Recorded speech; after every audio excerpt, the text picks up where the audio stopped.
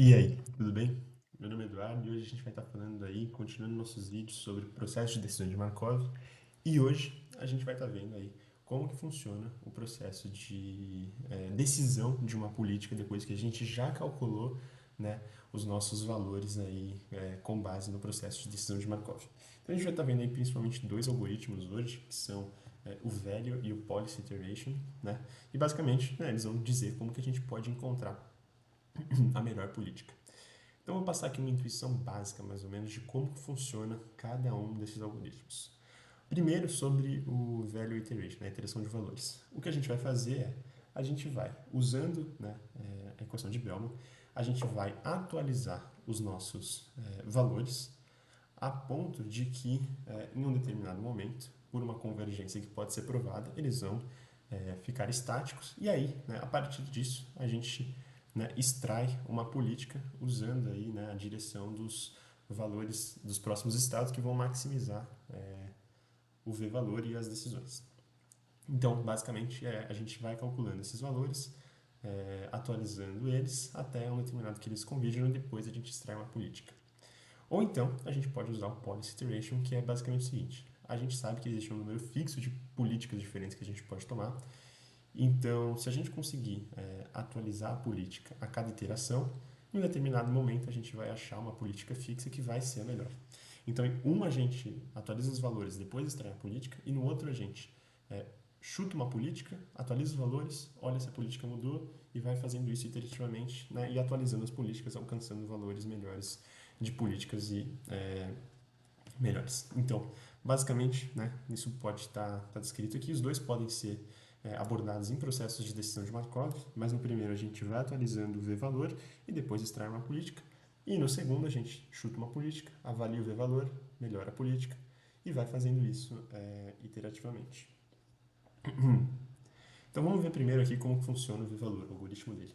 A gente inicialmente chuta, né, v-valores para os estados e e dá um valor positivo para o valor final. Aí, para cada estado, a gente atualiza o v-valor baseado nas probabilidades, nos ganhos seguintes e no estado seguinte. Se e aí a gente, né, se a mudança for menor do que um determinado parâmetro de mudança, a gente para, né, ou seja, significa que o algoritmo convergiu. E aí, né, é, a gente também atualiza essa política para os nossos valores baseados aí nas ações. Então a gente, quando o algoritmo convergir, a gente joga a política nele. Então a gente extrai a política baseada aí no argumento máximo da ação.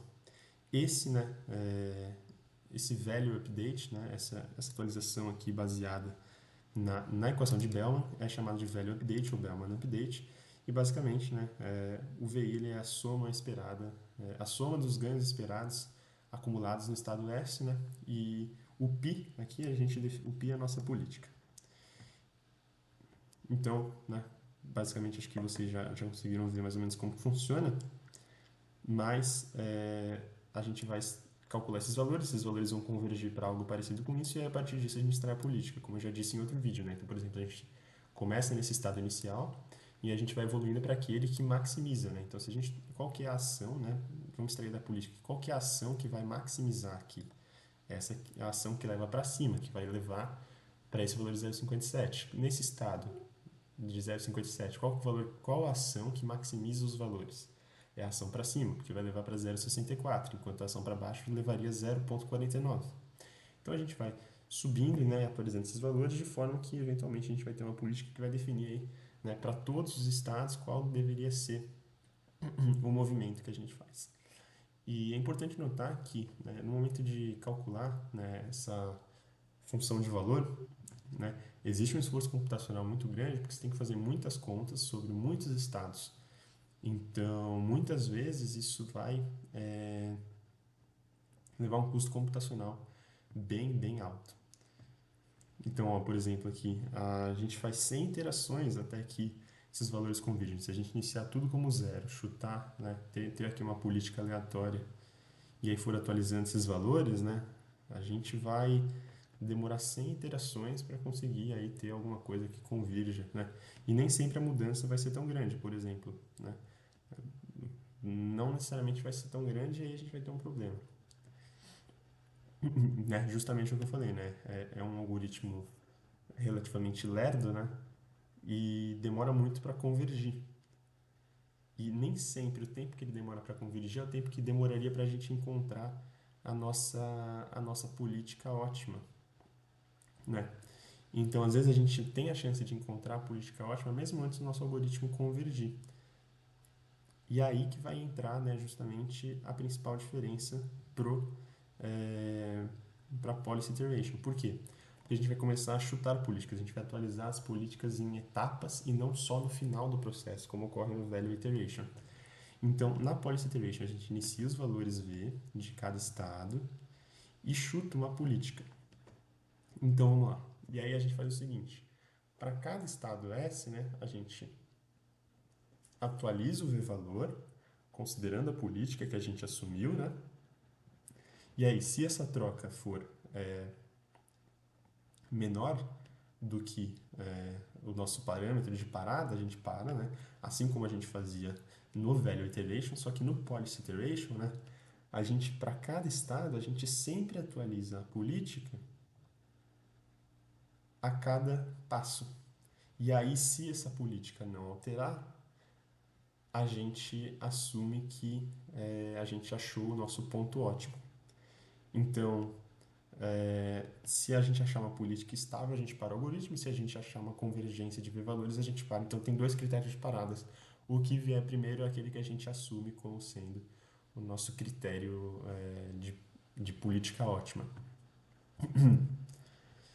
Então, basicamente, no Policy Evaluation, a gente vai estar calculando os valores dado uma determinada política, né? A gente usa inicialmente o princípio de as equações de Bellman para atualizar esses valores com uma complexidade x, né?